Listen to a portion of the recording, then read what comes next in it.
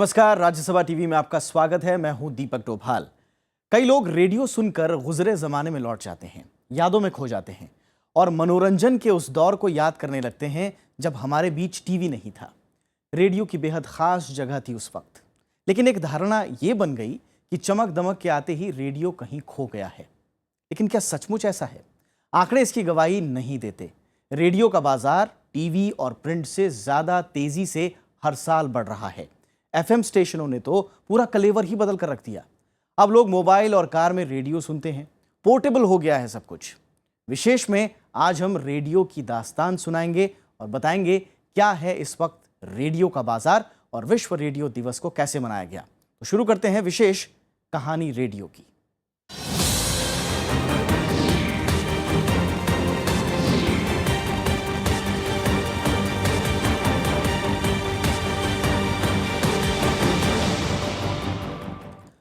जी हाँ, पूरी दुनिया में 13 फरवरी को चौथा विश्व रेडियो दिवस मनाया गया।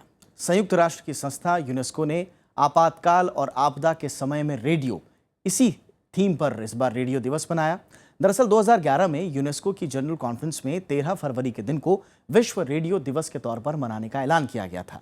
2012 में पहली बार ये दिन मनाया गया।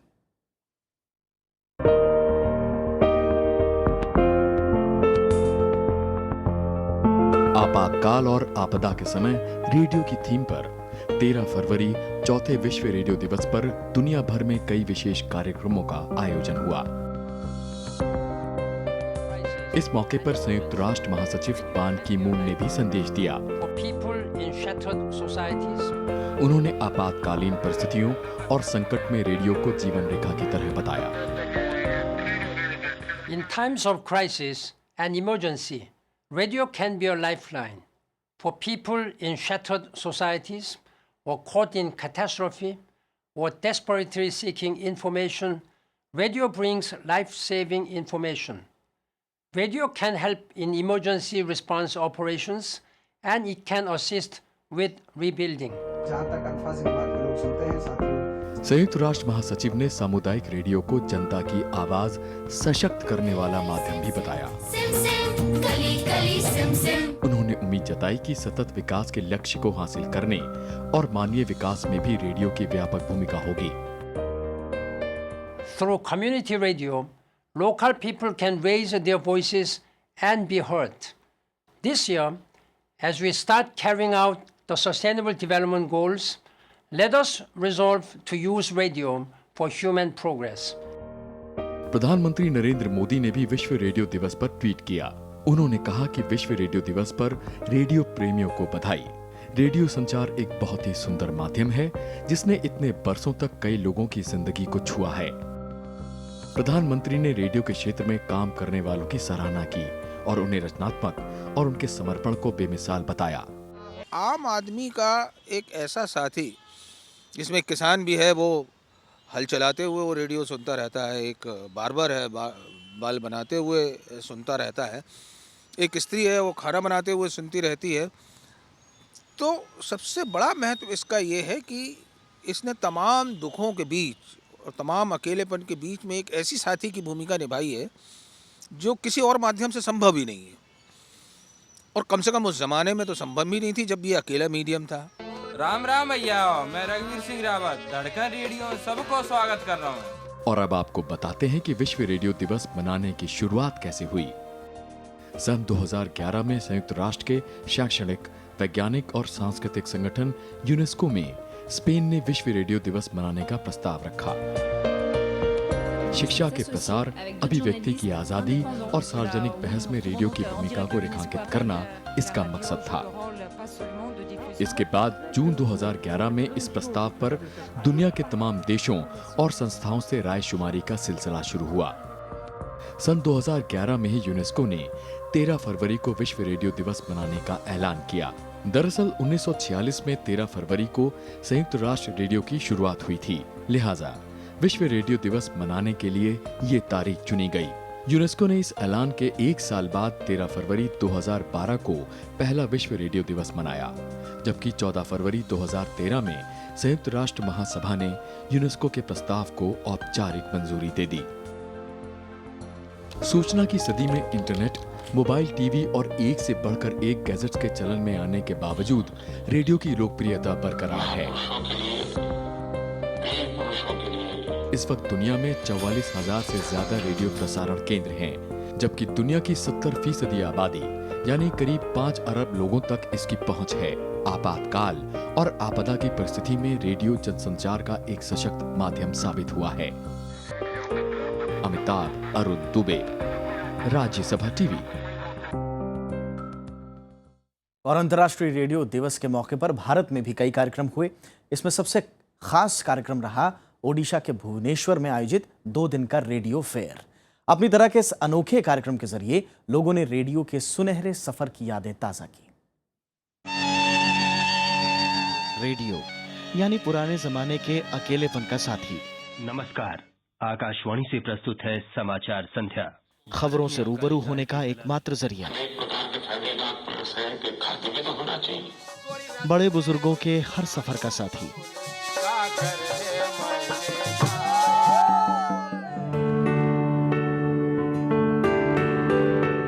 बड़े बड़े ट्रांजिस्टर और सालों पुराने रेडियो। ओडिशा के भुवनेश्वर में एक ही छत के नीचे अतीत के इस हमसफर से रूबरू होकर लोग कहीं खो से गए। धरती हमारी, गांव हमारा है रे। मौका था भुवनेश्वर में आयोजित 2 दिन के रेडियो फेयर का। मेरा पास तो अभी 500-600 रेडियो है और हमारा 500-600 रेडियो से हम इधर 120 रेडियो लाए हैं प्रदर्शन के लिए। यहाँ आज विश्व रेडियो दिवस पालित होता है, इसीलिए अनुष्ठान मेरे को बुलाया है। मैं आया हूँ इधर रेडियो दिखाने के लिए। अपनी तरह के इस अनोखे कार्यक्रम में सूचना प्रसारण राज्य मंत्री राज्यवर्धन सिंह राठौड़ और पेट्रोलियम मंत्री धर्मेंद्र प्रधान भी पहुंचे। लोगों से बात करते हुए राज्यवर्धन सिंह राठौड़ ने रेडियो की अहमियत बताते हुए इसे और विकसित करने का भरोसा दिलाया। प्रधानमंत्री ने अगर अपनी मन की बात करनी चाहिए तो वो रेडियो के जरिए करनी चाहिए। आज के समय में तकरीबन 45% भारत कवर्ड है एफएम से। अगले 2 और 2.5 साल के अंदर कम से कम 65% भारत कवर होगा एफएम से। हर वो शहर जहां पर 1 लाख से ज्यादा आबादी है उसके अंदर कम से कम 3 प्राइवेट एफएम स्टेशन होंगे, कम से कम 3। और सरकार अपने जो आकाशवाणी के जो एफएम स्टेशन हैं वो अगले 1 साल के अंदर 100 नए एफएम स्टेशन लगाएंगे, जिसके अंदर जो कोस्टल एरियाज हैं या जो सीमावर्ती क्षेत्र हैं खास ध्यान उनका रखा जाएगा। रेडियो फेयर में 1906 में बने ग्रामोफोन से लेकर आज के जमाने तक बनाए गए हर तरह के रेडियो रखे गए थे। कार्यक्रम में कई पुराने समाचार वाचकों को सम्मानित भी किया गया। इस कार्यक्रम का आयोजन पिछले साल ही शुरू हुआ था, लेकिन यहाँ आए लोगों के उत्साह को देखते हुए आयोजक अब काफी खुश हैं। पिछले साल हमने शुरू किया था रेडियो फेयर, रेडियो मेला। अभी ये दूसरा साल है। लोगों का रिस्पांस बढ़ रहा है। पिछले साल जितने लोग यहाँ पे आए हुए थे, इस साल बहुत ज़्यादा लोग इसमें हिस्सा ले रहे हैं। और रेडियो के प्रति लोगों की जो रुचि है यहाँ पे साफ नज़र आ रहा है, बढ़ता नज़र आ रहा है, जो कि हमारे लिए खुशी की बात है। आज जो मेरा प्रतिपत्ति है, जो लोकप्रियता, जो लव एंड अफेक्शन मेरे को मिला है, ये सारे रेडियो के बजाय मिला है। I was so famous. And जो वॉइस के लिए मेरे को इतनी सम्मान मिल रहा, it is only because of the God gifted voice. प्रदर्शनी में देश के साथ ही कई विदेशी रेडियो ने भी हिस्सा लिया। इसका मकसद रेडियो के जरिए द्विपक्षीय संबंधों को मजबूती देना था। हमारा आने का यहाँ मकसद यही था कि रेडियो तेहरान के जरिए हम भारतीय लोगों को ईरान से करीब लाने की कोशिश करें और उनको बताएं कि ईरान और भारत में क्या क्या समानताएं हैं और क्या क्या दोनों एक दूसरे के साथ रिश्ते मजबूत करके फ़ायदा उठा सकते हैं। खास करके व्यापार के क्षेत्र में दोनों एक दूसरे से फ़ायदा उठा सकते हैं। ओडिशा में 1999 में आए महाविनाशकारी तूफान के वक्त सब कुछ बर्बाद हो गया था। उस वक्त रेडियो ही एकमात्र साधन था जिससे लोगों को हालात के बारे में पता चल रहा था। इस प्रदर्शनी को और खास बनाया जाने माने साउंड आर्टिस्ट सुदर्शन पटनायक की रेडियो पर बनी कलाकृति ने। Bureau report, Rajya Sabha TV. और यूनेस्को ने आपातकाल और आपदा के समय में रेडियो, इस साल विश्व रेडियो दिवस की थीम रखी है। साथ ही 5 उप थीमों के जरिए रेडियो की बढ़ती अहमियत पर भी चर्चा की गई। रेडियो बचाए जिंदगी उप थीम में तो यूनेस्को ने कई देशों की ऐसी तमाम कहानियों को वेबसाइट पर पोस्ट किया जिसमें आपदा के वक्त रेडियो ने सराहनीय किरदार निभाया। और इसी कड़ी में तमिलनाडु की बाढ़ के दौरान कुड्डालोर के सामुदायिक रेडियो केंद्र की कहानी भी है।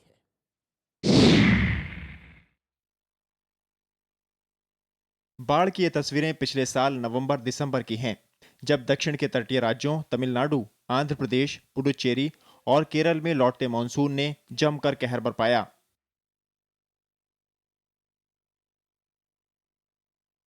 नवंबर की बाढ़ की चपेट में तमिलनाडु का कुड्डलोर जिला भी था। यहां के ज्यादातर हिस्से बुरी तरह बाढ़ में डूब चुके थे। जनजीवन ठप था। कस्बों और गांवों में स्कूल, दुकानें, सब कुछ बंद थे।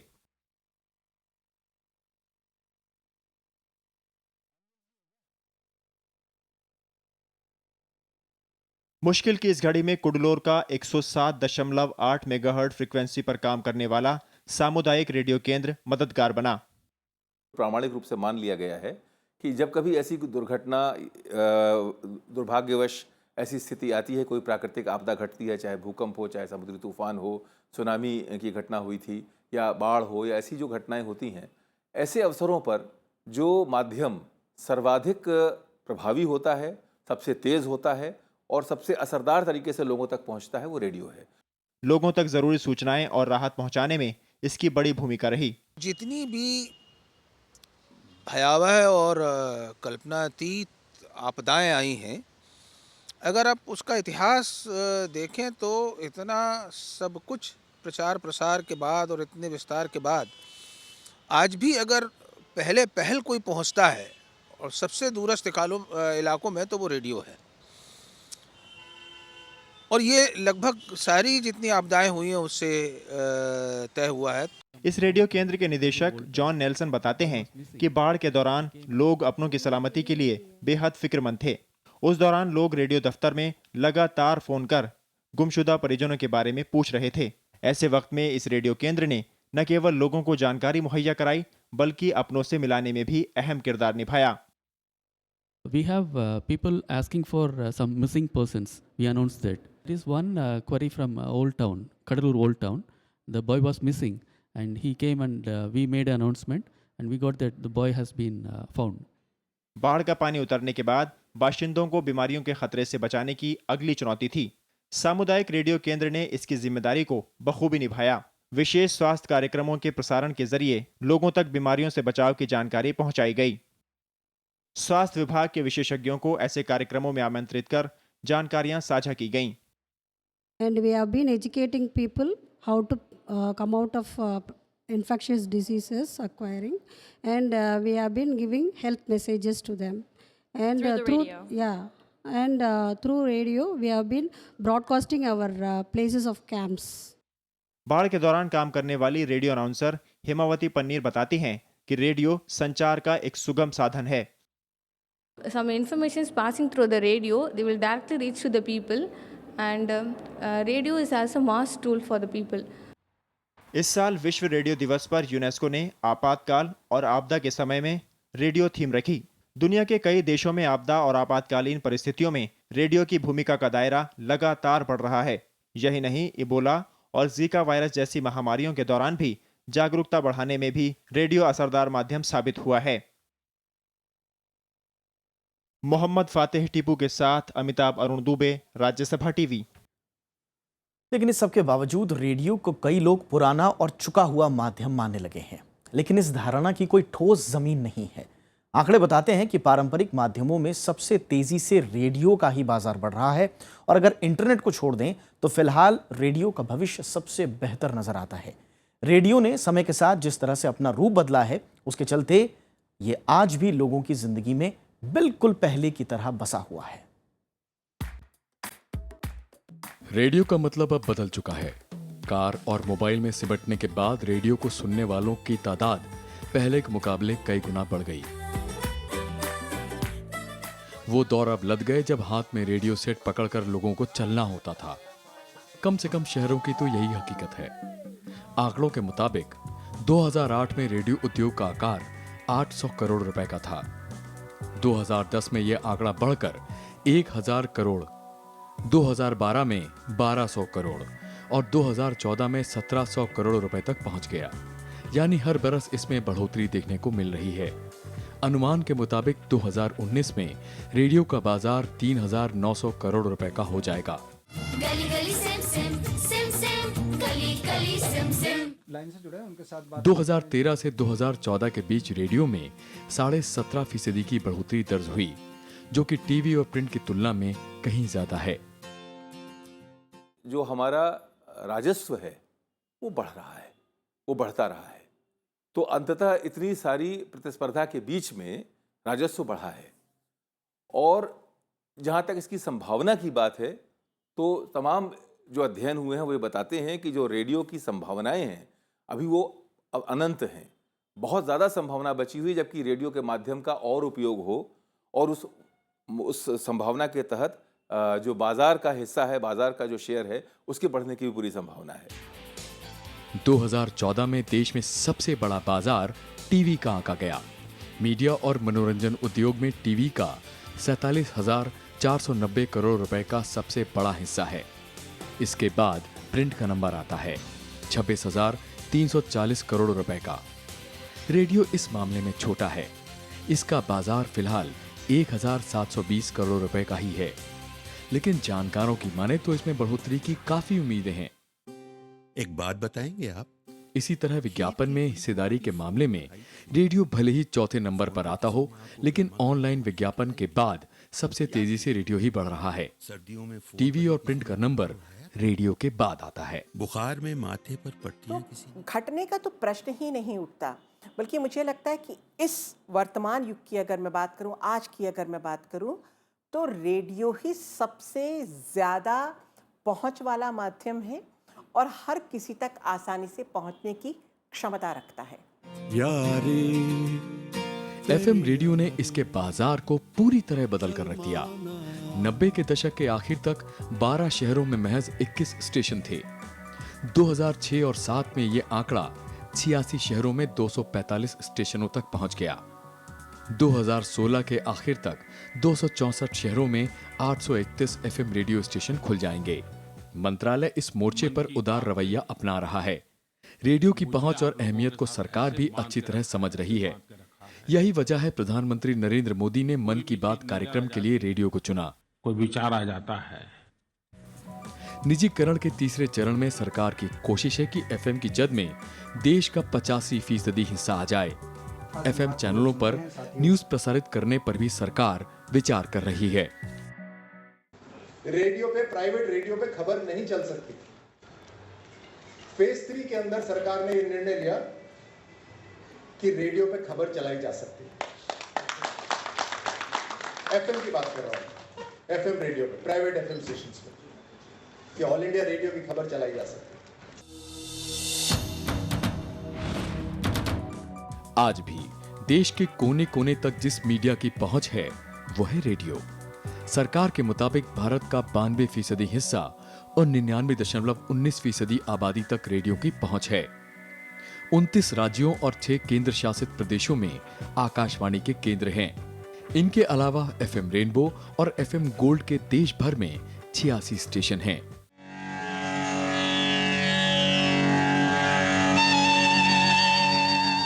विविध भारती रेडियो मनोरंजन का सबसे बड़ा नेटवर्क है। 37 केंद्रों के साथ विविध भारती की पहुंच देश की 97% आबादी तक है। दिल्ली, मुंबई और चेन्नई में अब एफएम बैंड पर भी ये चैनल आ गया है।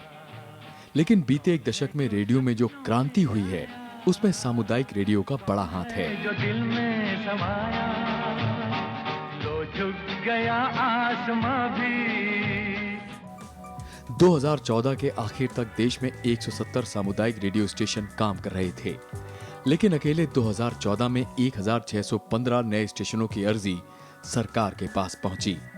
यानी रेडियो में निवेश भी बढ़ रहा है और लोगों की रुचि भी।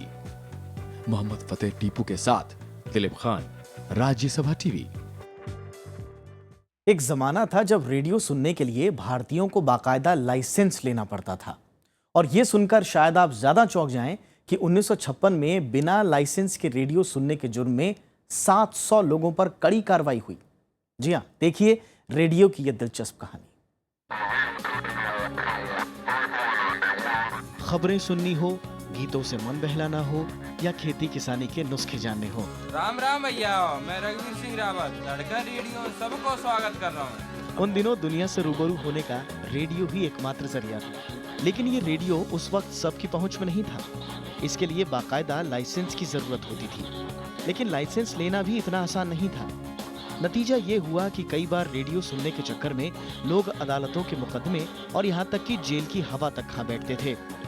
भुवनेश्वर में रेडियो दिवस के मौके पर पहुंचे सूचना प्रसारण राज्य मंत्री राज्यवर्धन सिंह राठौर ने एक ऐसा ही दिलचस्प वाकया सुनाया।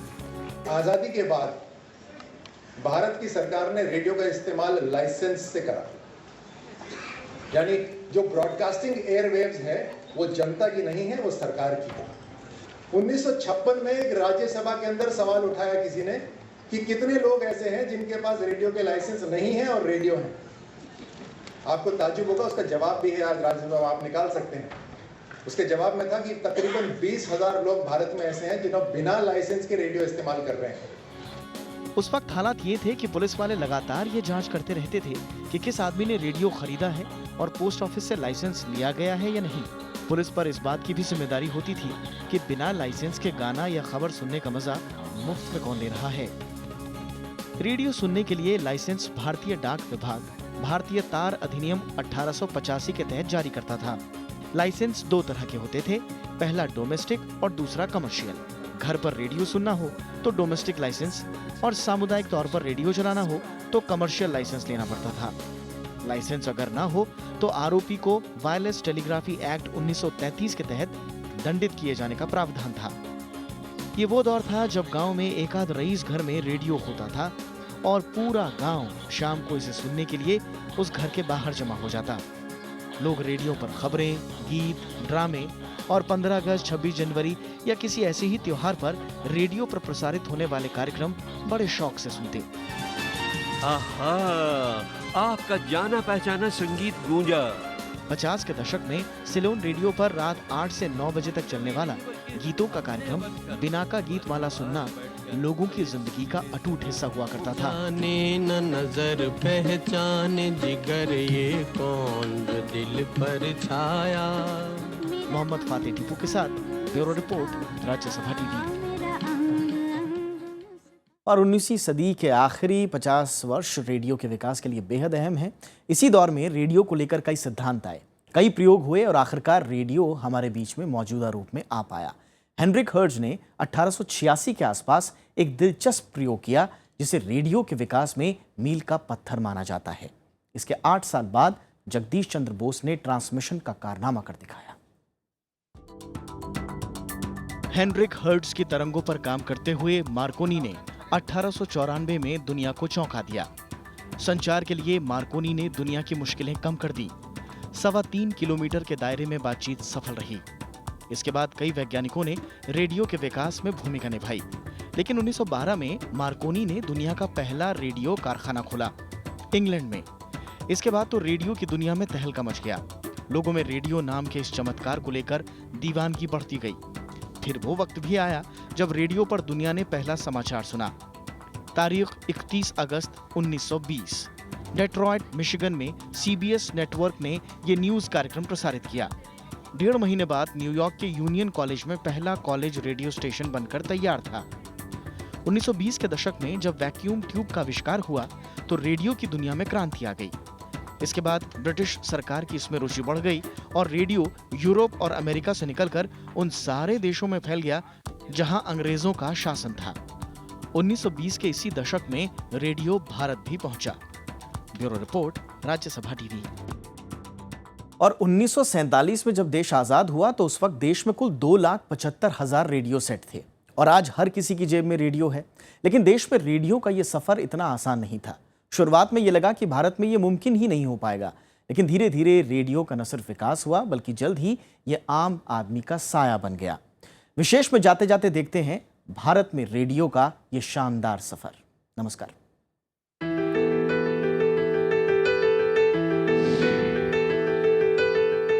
ये वो दौर था जब भारत में कोई नियमित प्रसारण सेवा नहीं थी।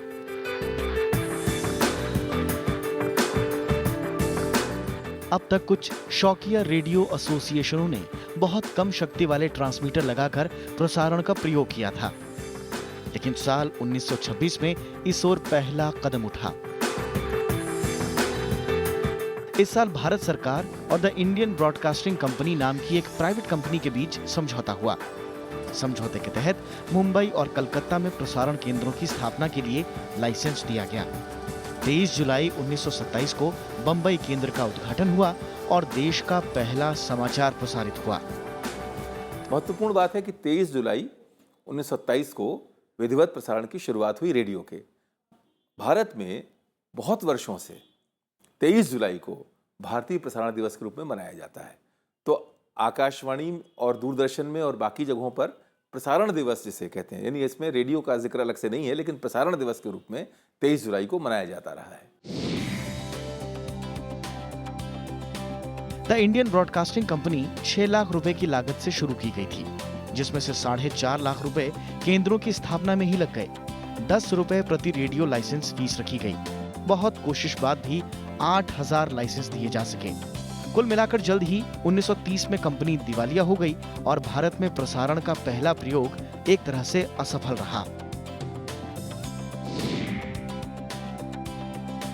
लेकिन जनता की मांग को ध्यान में रखते हुए सरकार ने कंपनी की परिसंपत्तियां अधिग्रहित कर ली और मुंबई और कलकत्ता केंद्रों को 2 साल तक चलाने का फैसला किया। 2 साल बाद यानी 1932 में सरकार ने अपने प्रबंधन के तहत इंडियन स्टेट ब्रॉडकास्टिंग सेवा को जारी रखने का फैसला किया और इसे उद्योग और श्रम विभाग के प्रशासनिक नियंत्रण में कर दिया। मार्च 1935 में सेवा के कामकाज को और अहमियत देते हुए इसके लिए अलग से विभाग बनाया गया और जून 1936 में इंडियन स्टेट ब्रॉडकास्टिंग सेवा का नाम बदलकर ऑल इंडिया रेडियो यानी आकाशवाणी कर दिया गया। इसके बाद पहले 1941 में और फिर दोबारा 1946 में आकाशवाणी के विभाग का नाम सूचना और प्रसारण विभाग कर दिया गया।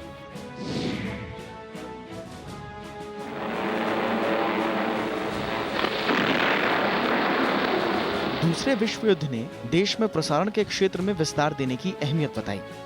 यही वजह थी कि कई समाचार सेवाएं और विदेश सेवा युद्ध काल के दौरान ही शुरू हुई। इसी दौर में आकाशवाणी को व्यापक विस्तार मिला और उसके स्रोत देश विदेशों में फैल गए।